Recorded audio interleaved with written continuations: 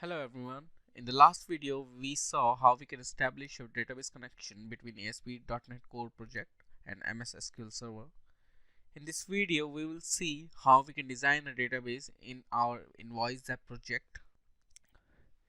Here I have taken a sample database design, and this design I will code in our app. So as you can see, we have already created one model customer. Mm, we have already created this model. Next we will quantity types. So here I will go and then I will start typing the code. Public class quantity type,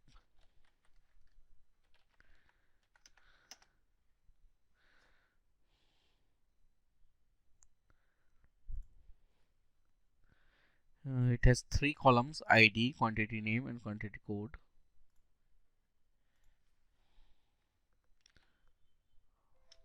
Public int id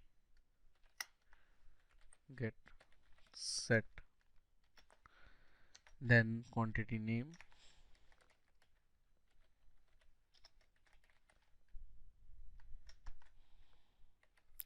will be string type, and quantity code,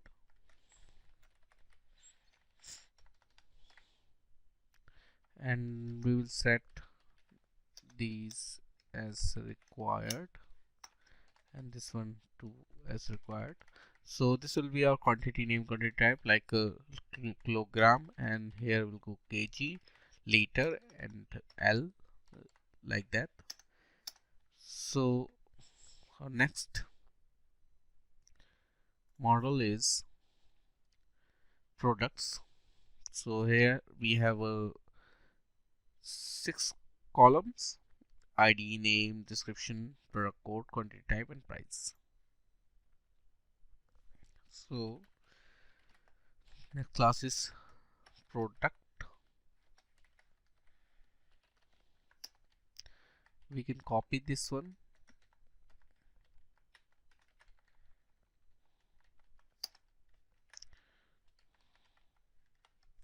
and then next one is public string name, or we can call it product name,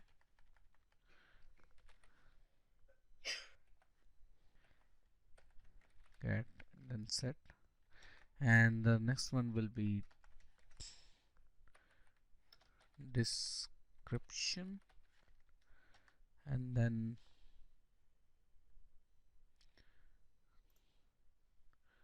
product code, quantity type, and price. Product code,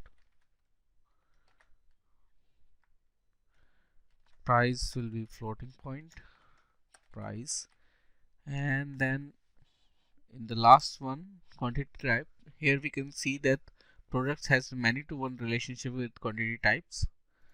So first we will put this as public int quantity type id get set, and then we need to initialize another object, and that object will be the type of quantity type,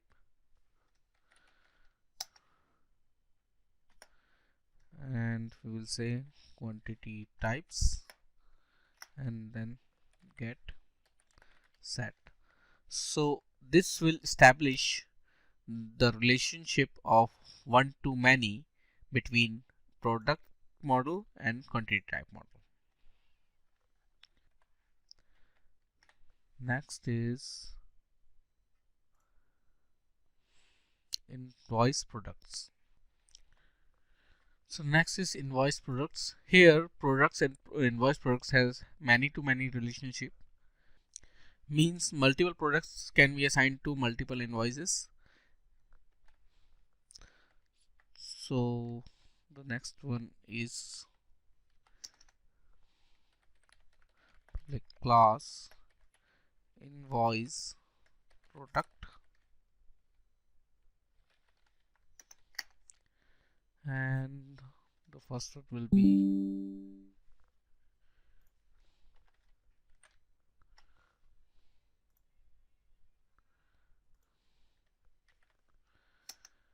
and the next one will be invoice ID, public int invoice ID,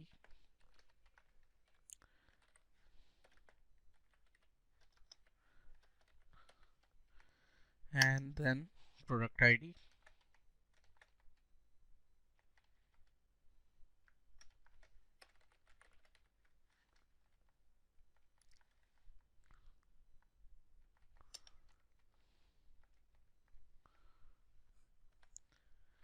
Similarly, we will add again the product object here, and that will be products, and the last one is quantity, that will be of float type.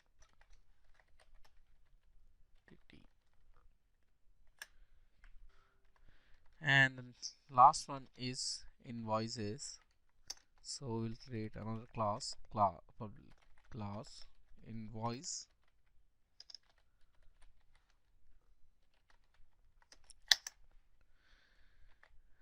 and the ID is the first one, second one is customer, means we need to provide the reference here, so it will be type of customer, and then we can say customers,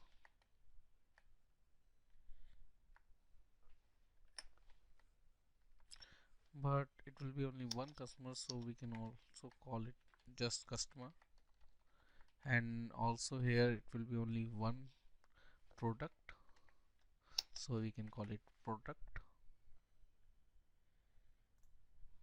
and also here we can call it quantity type.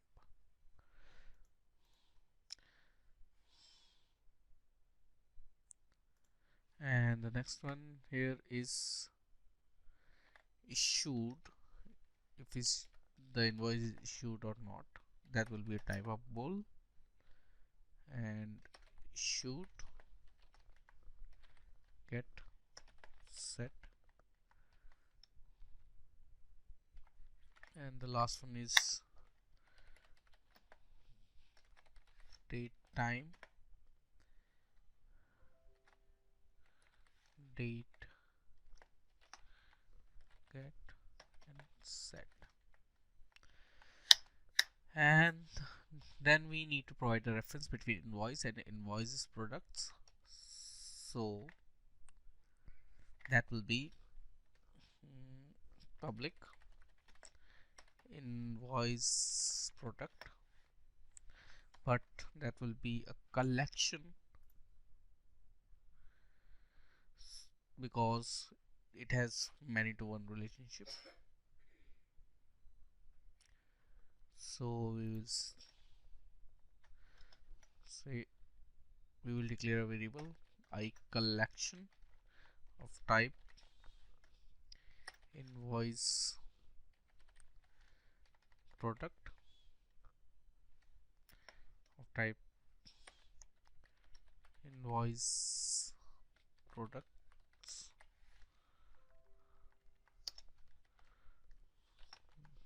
get set.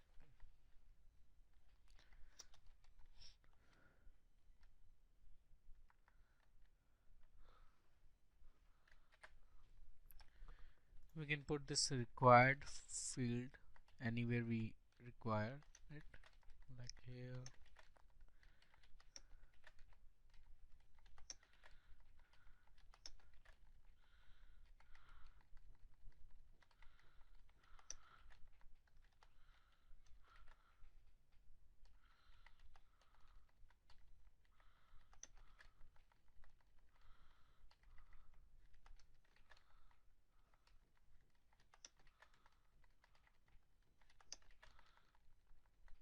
Done and save. Next we will run all those commands that we have run in the last video to update the database. But before that we can delete this folder migrations, and then we will add another migration. This will be a new one, but before that we can drop the database, current database, drop, and yes, it will delete the current database. Then migration add test,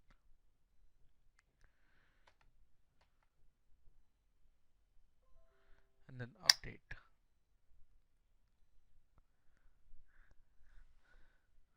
So we can see here that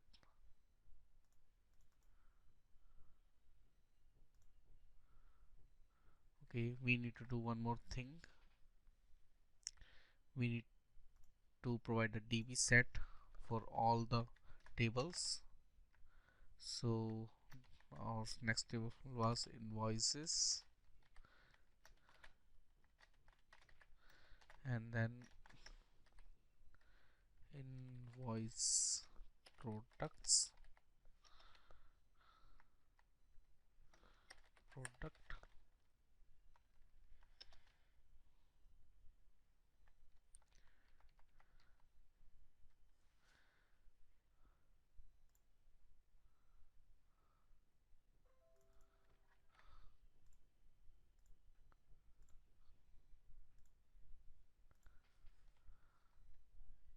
okay, invoice product, and the next one is products,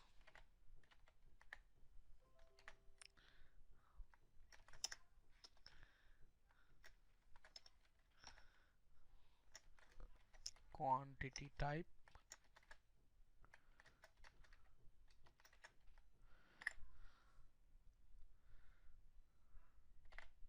I think we have all the five tables, and then we need to run those command again, drop, yes, then delete this folder, and again add the migration and update.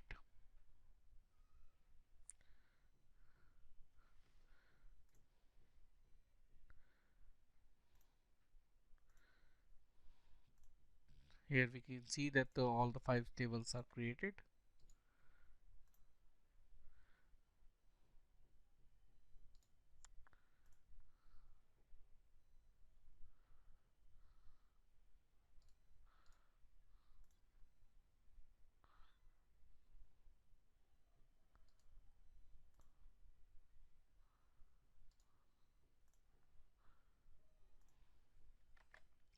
So this is all for this video. In the next video we will see how we can update, add, delete and read the data from these tables. Thank you.